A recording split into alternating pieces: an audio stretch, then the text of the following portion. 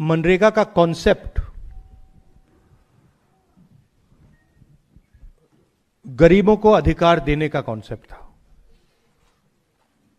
सोच ये थी कि हिंदुस्तान में जिसको भी काम की जरूरत हो वो डिमांड करके रिस्पेक्ट से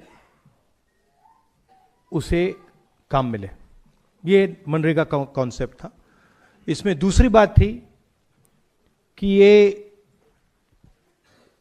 थर्ड टियर ऑफ गवर्नमेंट जो हमारा है, पंचायती राज का जो सिस्टम है, उसके माध्यम से ये योजना चलाई जाए। इसमें लोगों की आवाज थी, मजदूरों की आवाज थी, रिस्पेक्ट थी, और सबसे जरूरी अधिकार शब्द।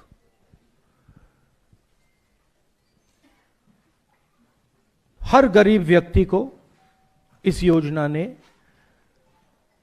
रोजगार का अधिकार दिया। अब उस कॉन्सेप्ट को नरेंद्र मोदी जी और बीजेपी खत्म करना चाहते हैं। कुछ साल पहले उन्होंने किसानों पर आक्रमण किया था, काले कानून लाए, मगर किसानों ने उनको रोक दिया। मुझे याद है पार्लियामेंट में और सड़कों पे किसानों ने नरेंद्र मोदी पर दबाव डालकर, हम सब ने नरेंद्र मोदी और सरकार पर दबाव डालकर उस कानून को, उन कानूनों को रद्द कर दिया। अब वही कॉन्सेप्ट जो इन्होंने किसानों के साथ किया था, अब वो मजदूरों के साथ करने की कोशिश कर रहे हैं। आइडिया है कि दिल्ली की सरकार डिसाइड करेगी कहां जाएगा पैसा, कितना पैसा जाएगा, कौन सी स्टेट को मिलेगा, कौन सी डिस्ट्रिक्ट्स को मिलेगा। बीजेपी वाले स्टेट्स को ज्यादा पैसा जाएगा, ऑपोजिशन वाले स्टेट्स को कम जाएगा, और वो डिसाइड करेंगे किसको किस तरीके की मजदूरी चाहिए और वो इंप्लीमेंट करेंगे सेंट्रलाइज तरीके से। अधिकार खत्म कर दिया। और मेन बात यह है कि जो पहले मजदूरों को मिलता था, अब वो ठेकेदारों को और ब्यूरोक्रेसी को मिलेगा।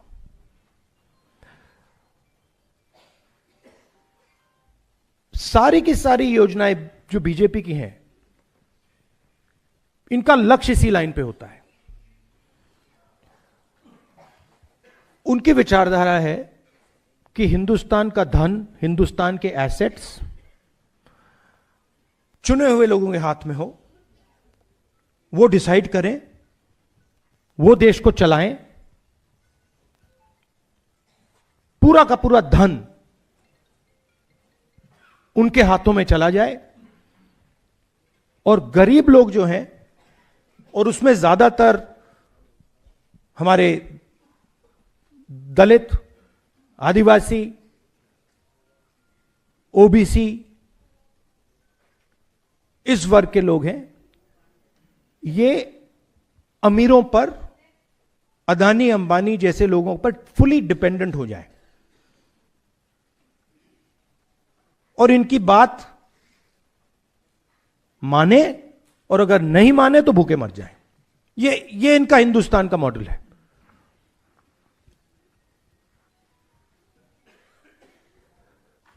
मैंने पिछले चुनाव में कहा कि ये संविधान पर आक्रमण कर रहे हैं।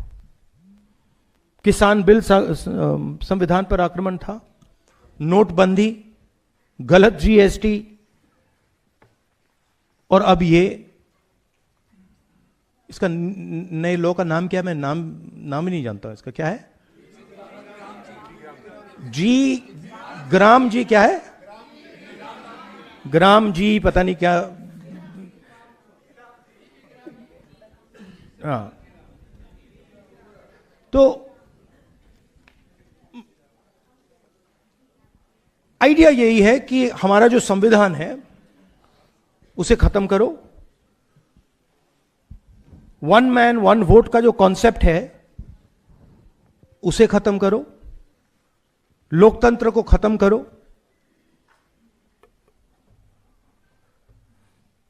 और जो आजादी से पहले हिंदुस्तान था, जहां पे एक व्यक्ति, राजा महाराजा, एक व्यक्ति पूरा डिसाइड करता था, सारे के सारे एसेट्स उनके हाथ में हुआ करते थे और जो भी वो करना चाहते थे वो करते थे, वैसा हिंदुस्तान वो फिर से लाना चाहते हैं।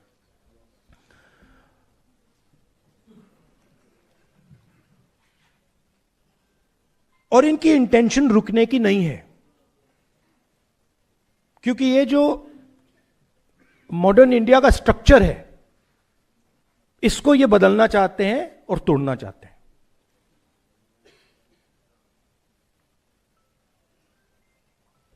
एक ही तरीका है इनको रोकने का, और मजदूरों को किसानों ने रास्ता दिखाया है। अगर हम सब एक साथ मिलकर खड़े हो जाएंगे, मैं आपको बता रहा हूं ये डरपोक लोग हैं, मैं अब इनको बहुत अच्छी तरह जानता हूं, ये डरपोक लोग हैं। अगर आप सब, हम सब एक साथ खड़े हो जाएंगे,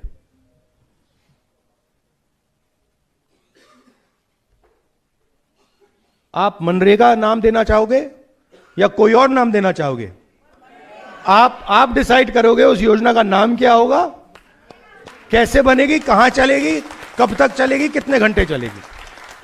मगर ये मैंने कहा, मगर एक दूसरी बात ही कह देता हूं, अगर एक कमी है तो यूनिटी की कमी है।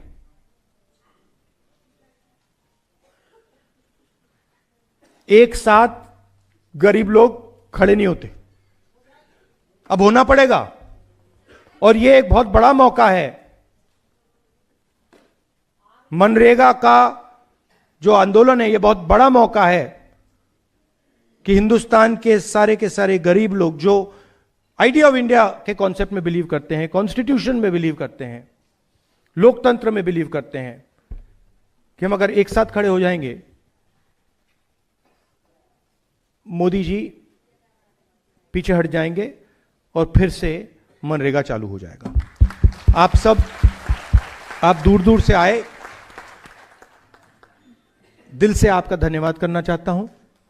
और जो संदीप ने कहा, जहां भी कांग्रेस पार्टी देश के मजदूरों के साथ खड़ी हो सकती है, वहां आपको कांग्रेस पार्टी खड़ी हुई मिलेगी। धन्यवाद।